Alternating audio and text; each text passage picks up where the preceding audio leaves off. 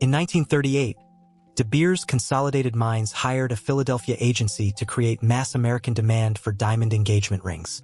That hunger was not an old custom the company merely served. It was a paid assignment.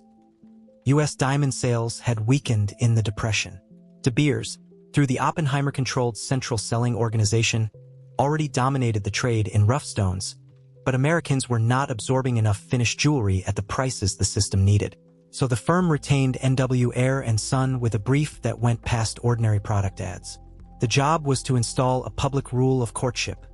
That serious intent to marry should end with a clear diamond on a finger. Advertising industry histories and later business reporting, including Edward Jay Epstein's work on the diamond trade, treat that 1938 retainer as the start of a multi-decade project. The order of operations mattered. First, build the habit across ordinary households. Then supply the stones that filled it. Ayer was not only moving inventory already in jewelers' cases. It was teaching a generation what proof of love was supposed to look like.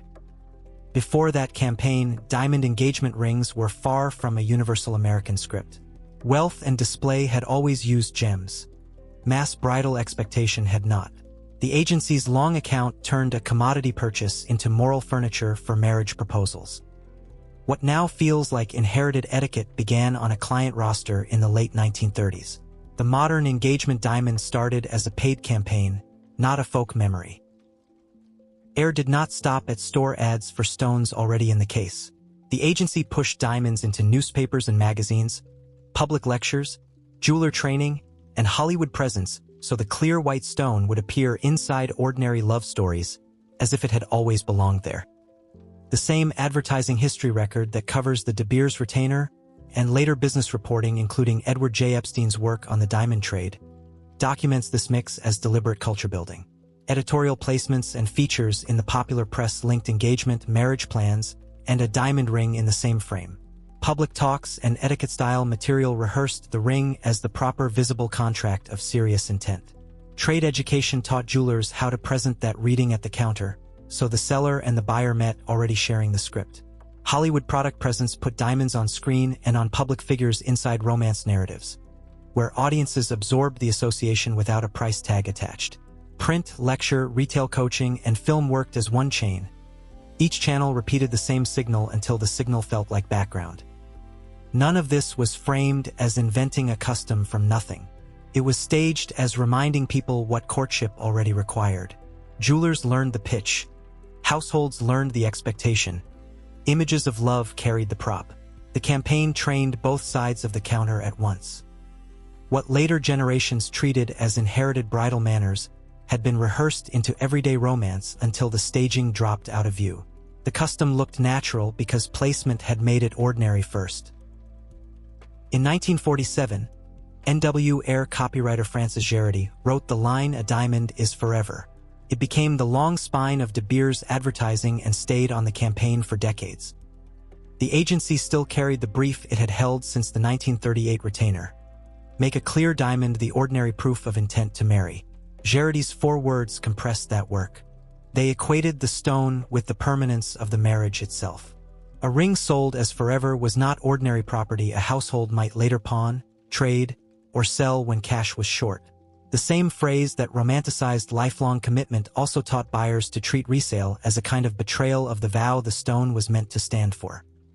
Advertising industry histories and later business reporting on the De Beers system, including Edward Jay Epstein's account, treat the line as the campaign's lasting identity rather than a one-season headline. Advertising age later ranked it among the 20th century's celebrated slogans, an industry measure of reach and staying power, not evidence about the rock. Under that phrase, the earlier machinery kept running. Editorial placement, Hollywood romance, and counter-coaching that had already rehearsed the ring as the visible contract of marriage plans. What hardened was not geology. Carbon is hard whether or not anyone buys a ring. What hardened was a moral reading of ownership. The diamond became proof you meant forever, and therefore not something the secondary market was supposed to reclaim. Forever entered the market as copy before it hardened into tradition. American men were told how much diamond was enough by a rule of pay.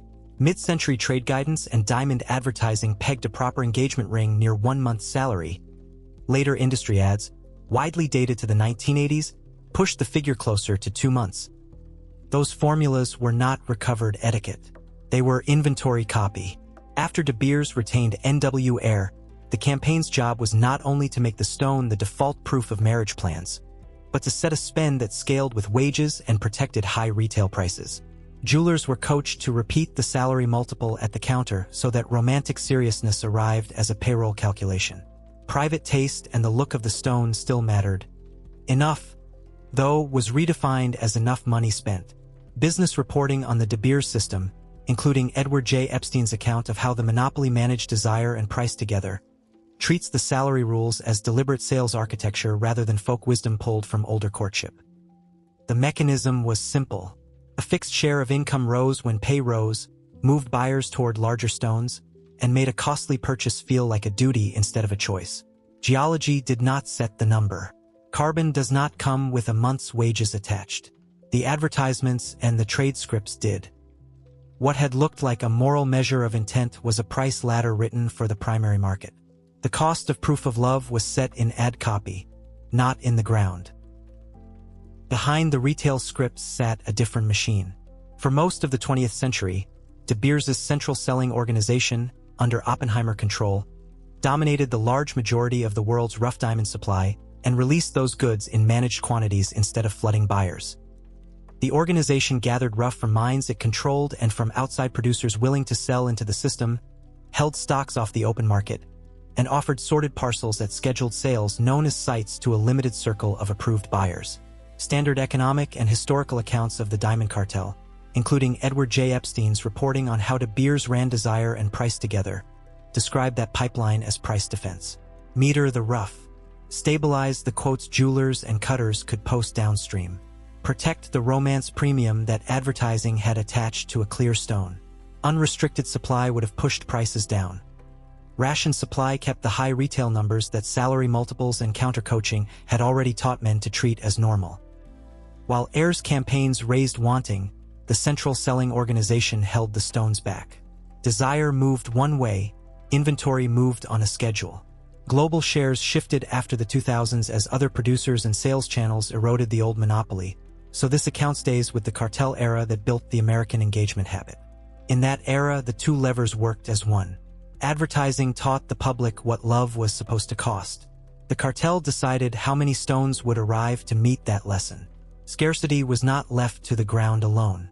It was administered so the premium stayed standing. In 1982, Edward Jay Epstein's investigation in The Atlantic, "Have You Ever Tried to Sell a Diamond?" showed that ordinary owners could not recoup retail prices on the secondary market the way romance and investment stories had suggested. Appraisal practice already implied the same qualitative gap. The figure used for insurance was not an offer to buy the stone back. The diamond pipeline was built for sale outward, not liquid return near replacement cost. Rough had been metered by De Beers' central selling organization, so downstream quotes stayed high. Retail markup sat on that controlled supply. NW Ayer's decades of campaigns, including Francis Geridy's 1947 line, "A diamond is forever," had equated the clear stone with lifelong marriage and discouraged treating it as ordinary property one might sell. Epstein's reporting found dealers paying well below the original counter ticket when they took stones at all, leaving the romance premium and store margin behind. Desire had been taught upward while inventory moved on a schedule. Nothing in that chain required the trade to stand ready to reverse a private purchase at anything near what the buyer had paid. Read beside the retainer of 1938, the salary multiples, and the administered scarcity of the cartel era, the engagement diamond is less an inherited custom than a 20th century system. It taught love to require a clear stone bought dear and kept. Manufactured meaning did the emotional work. A market structured not to buy back did the commercial work. Forever worked as strategy first, and still sits on the hand as if it were nature. The slogan held. The market did not have to.